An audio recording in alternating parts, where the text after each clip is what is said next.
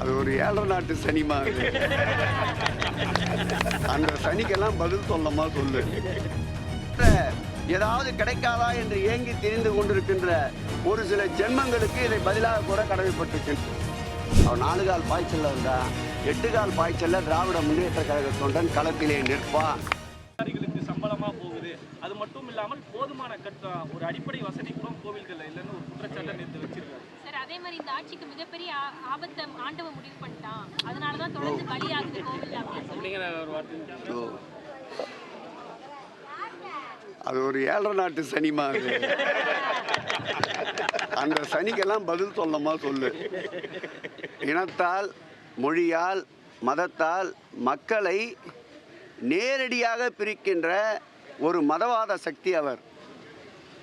இந்து சமய அறநிலைத்துறையை பொறுத்தளவில் வரலாற்றில் இல்லாத அளவிற்கு மக்கள் மகிழ்ச்சியோடு இருக்கின்றார்கள். 2700 கோயில்கள் இன்றைக்கு குடமுழுக்கை தாண்டி இருக்கின்றது.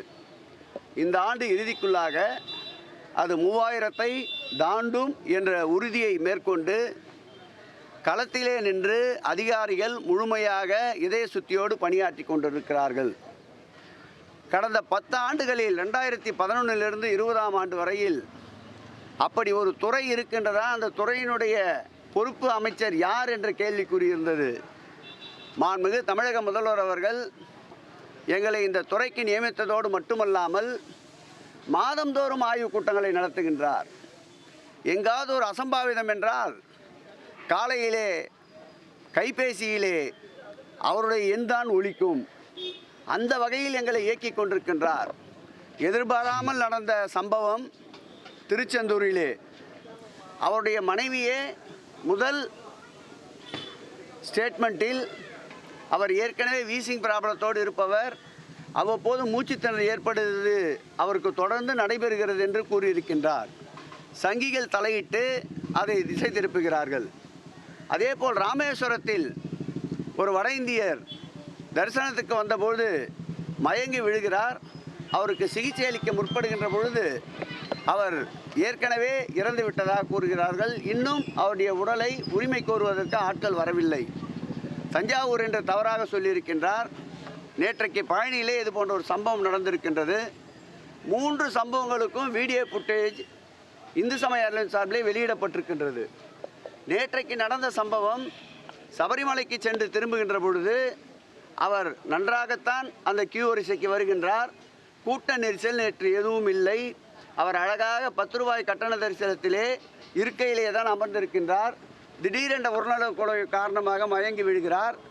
மருத்துவமனை அந்த திருக்கோயிலே ஏற்படுத்தப்பட்டிருக்கின்ற மருத்துவமனையிலே இருக்கின்ற மருத்துவர்கள் ஓடியாக அந்த இடத்திற்கே வந்து முதலுதவி சிகிச்சை அளிக்கிறார்கள். ரோப்கார் வழியாக அவரை கீழே இறக்குகின்றார்கள். ஆம்புலன்ஸிலே அரசு மருத்துவமனைக்கு கொண்டு செல்கிறார்கள். அவர் அங்கே இறந்து விடுகிறார். எதிர்பாராமல் நடக்கின்ற இது போன்ற நிகழ்வுகளுக்கு அரசை குற்றம் சாட்டுவதும் சம்பந்தப்பட்ட துறை அதிலிருந்து விலக வேண்டும் என்பது இவருடைய சித்தாந்தத்தை எதிர்நோக்கி கொண்டிருக்கின்ற இந்த சூழல்தான். இன்றைக்கு பல இடங்களில் பல நேரங்களில் இந்து சமய அறநிலைத்துறையின் கீழ் இருக்கின்ற திருக்கோயில்களில் ஆகம விதிப்படி குடமுழுக்குகள் தொடர்ந்து நடைபெற்று கொண்டு வருகின்றன. இவர்கள் கூறுவது போல் ஒரு சில இடங்களில் பரம்பரை அறங்காவலர்கள் இருக்கின்ற திருக்கோயில்களில் அரசு தலையிட்டு அழுத்தம் கொடுத்த பிறகுதான் திருப்பணிகளுக்கும் பக்தருடைய அடிப்படை தேவைகளுக்கும் கொண்டு செல்லப்படுகின்றது. அந்த வகையில் பார்த்தால் துறை சார்ந்த ஒரு நிறுவனம் இந்த இந்து சமய அறநிலையத்துறையின் கீழ் இருப்பதால் தான் இவ்வளவு வேகமாக பணி முன்னேற்றங்கள் நடந்து கொண்டிருக்கின்றன. திருக்கோயிலின் சார்பில் இந்த ஆட்சி ஏற்பட்ட பிறகுதான் ஒரே ஒரு திருக்கோயில் இந்த மருத்துவமனை இன்றைக்கு 17 திருக்கோயில்களில் மலை சார்ந்த இடங்கள் அதிக பக்தர்கள் வருகின்ற கூட்டம் வருகின்ற இடங்களில் மருத்துவமனைகளை ஏற்படுத்தி தந்த அரசு இந்த திராவிட மாடல் அரசு, மாண்புமிகு தமிழக முதல்வருடைய ஆலோசனை என்பதை இந்த நேரத்தில் இது போன்ற ஏதாவது கிடைக்காதா என்று ஏங்கி திரிந்து கொண்டிருக்கின்ற ஒரு சில ஜென்மங்களுக்கு இதை பதிலாக கூற கடமைப்பட்டிருக்கின்றேன். வந்துச்சே மௌனுதான்.